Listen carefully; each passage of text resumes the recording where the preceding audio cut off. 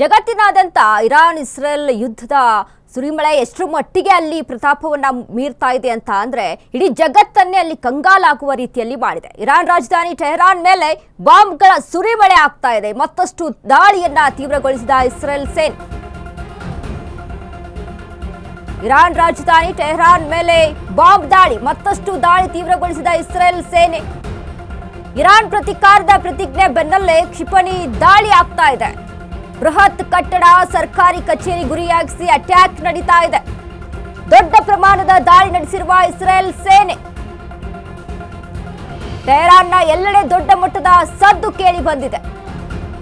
ಏಕಕಾಲಕ್ಕೆ ಹಲವು ಕಡೆ ದಾಳಿ ನಡೆಸಿರುವಂತಹ ಇಸ್ರೇಲ್, ದಟ್ಟ ಹೊಗೆಯಿಂದ ಆವರಿಸಿರುವಂತಹ ಕ್ಯಾಪಿಟಲ್ ಟೆಹರಾನ್. ಇರಾನ್ ಮೇಲೆ 10 ಕ್ಷಿಪಣಿ ಹಾರಿಸಿರುವಂತಹ ಇಸ್ರೇಲ್. ಜೀವ ಉಳಿಸಿಕೊಳ್ಳಲು ಒದ್ದಾಡ್ತಾ ಇರುವಂತಹ ಸಾವಿರಾರು ಜನರು.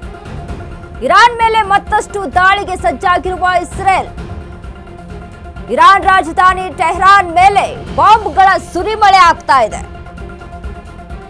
ನಿನ್ನೆಯಿಂದ ಗಮನಿಸ್ತಾ ಇದ್ದೀವಿ ಇರಾನ್ ಮತ್ತು ಇಸ್ರೇಲ್ ಯುದ್ಧ ಎಷ್ಟರ ಮಟ್ಟಿಗೆ ಪ್ರಭಾವವನ್ನ ಬೀರ್ತಾ ಇದೆ ಅಂತ ಅಂದ್ರೆ ಜಗತ್ತಿನಾದ್ಯಂತ ಸದ್ದನ್ನ ಮಾಡ್ತಾ ಇದೆ. ಬೃಹತ್ ಕಟ್ಟಡ, ಸರ್ಕಾರಿ ಕಚೇರಿ ಗುರಿಯಾಗಿಸಿರುವಂತದ್ದು, ದೊಡ್ಡ ಪ್ರಮಾಣದ ದಾಳಿಯನ್ನು ನಡೆಸಿರುವಂತಹ ಇಸ್ರೇಲ್ ಸೇನೆ.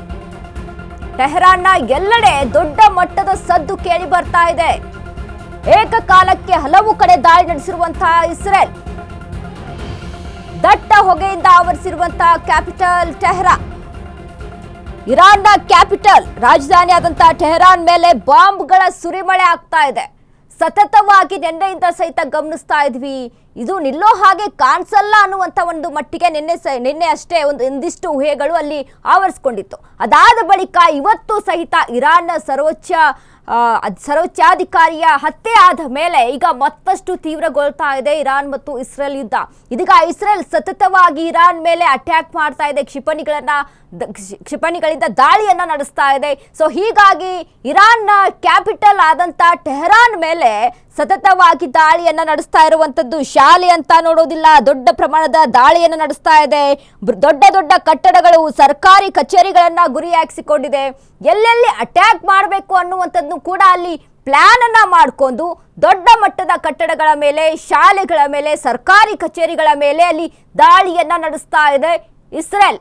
ದೊಡ್ಡ ಮಟ್ಟದ ಇಲ್ಲಿ ಪ್ರಭಾವವನ್ನ ಬೀರ್ತಾ ಇದೆ. ಇನ್ನು ಅದೇ ಕಾಲಕ್ಕೆ ಏಕಕಾಲಕ್ಕೆ ಹಲವು ಕಡೆ ದಾಳಿಯನ್ನು ನಡೆಸಿರುವಂತಹ ಇಸ್ರೇಲ್.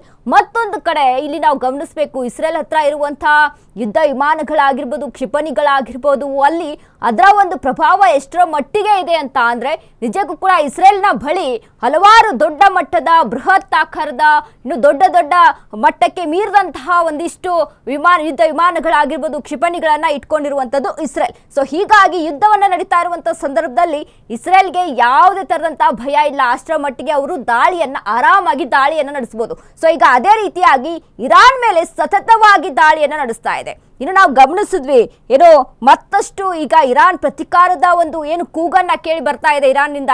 ಸೊ ಹಾಗಾಗಿ ಇಸ್ರೇಲ್ ಈಗ ದೊಡ್ಡ ಮಟ್ಟದ ದಾಳಿಗೆ ಮುಂದಾಗಿದೆ. ದೊಡ್ಡ ದೊಡ್ಡ ಬೃಹತ್ ಕಟ್ಟಡಗಳಾಗಿರ್ಬೋದು, ಸರ್ಕಾರಿ ಕಚೇರಿಗಳಾಗಿರ್ಬೋದು, ಶಾಲೆಗಳಾಗಿರ್ಬೋದು, ಎಲ್ಲದರ ಮೇಲೆ ಸಹಿತ ಇದೀಗ ಇಸ್ರೇಲ್ ದಾಳಿಯನ್ನು ನಡೆಸ್ತಾ ಇದೆ, ಕ್ಷಿಪಣಿಗಳ ದಾಳಿಯನ್ನ ಮಾಡ್ತಾ ಇದೆ. ನಾವು ಗಮನಿಸ್ತಾ ಇದ್ದೀವಿ ಎಷ್ಟರ ಮಟ್ಟಿಗೆ ಅಲ್ಲಿ ದಾಳಿ ನಡೀತಾ ಇದೆ ಅಂತ.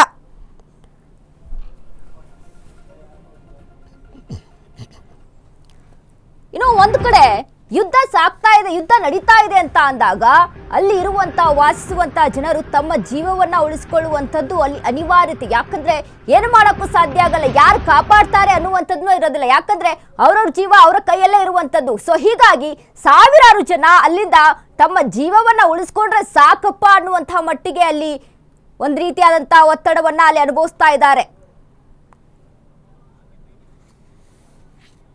در روزهای آینده ما به هزاران هدف رژیم تروریستی ضربه خواهیم زد. ما شرایط رو برای مردم شجاع ایران فراهم خواهیم کرد تا خود رو از زنجیرهای استبداد رها کنند.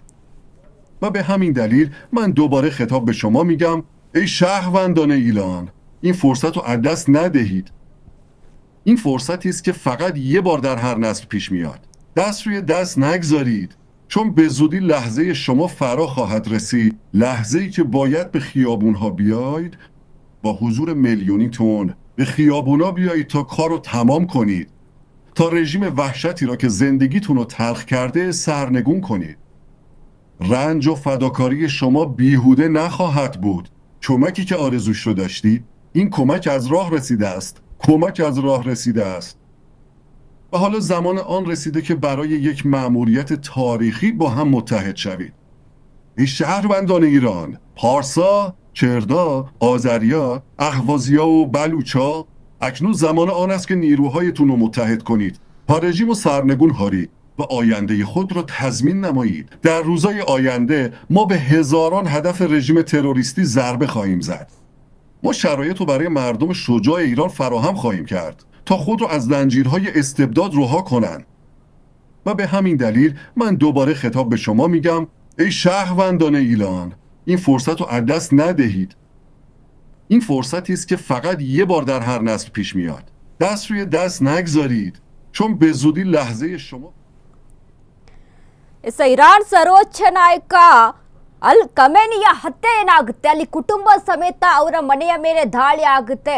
ಸೊ ಹೀಗಾಗಿ ಇದನ್ನೆಲ್ಲ ಗಮನಿಸಿ ಇರಾನ್ ಇದೀಗ ಅಲ್ಲಿ ಮತ್ತಷ್ಟು ಸೇಡು ತೀರಿಸ್ಕೊಳ್ಳೋಕೆ ಒಂದು ಏನು ಕೂಗನ್ನ ಅಲ್ಲಿ ಕೇಳಿ ಬರ್ತಾ ಇದ್ದು, ಅದಾದ ಬಳಿಕ ಇಸ್ರೇಲ್ನಿಂದ ಯುದ್ಧ ಮತ್ತಷ್ಟು ಹೆಚ್ಚಾಗಿದೆ. ನಾವಲ್ಲಿ ಗಮನಿಸ್ತಾ ಇದ್ದೀವಿ, ಇರಾನ್ನ ಒಂದು ಕ್ಯಾಪಿಟಲ್ ಆದಂತ ಟೆಹರಾನ್ ಮೇಲೆ ಅಲ್ಲಿ ದಾಳಿಯನ್ನು ನಡೆಸೋದಕ್ಕೆ ಮುಂದಾಗಿರುವಂತದ್ದು ಇಸ್ರೇಲ್. ಸೊ ಹೀಗಾಗಿ ದೊಡ್ಡ ಮಟ್ಟದ ಬೃಹತ್ ಕಟ್ಟಡಗಳು, ಸರ್ಕಾರಿ ಕಚೇರಿಗಳು, ಶಾಲೆಗಳ ಮೇಲೆ ಇಲ್ಲಿ ಒಂದು ಪ್ರತಿರೋಧವನ್ನ ತೀರಿಸ್ಕೊಳ್ತಾ ಇದೆ ಇಸ್ರೇಲ್.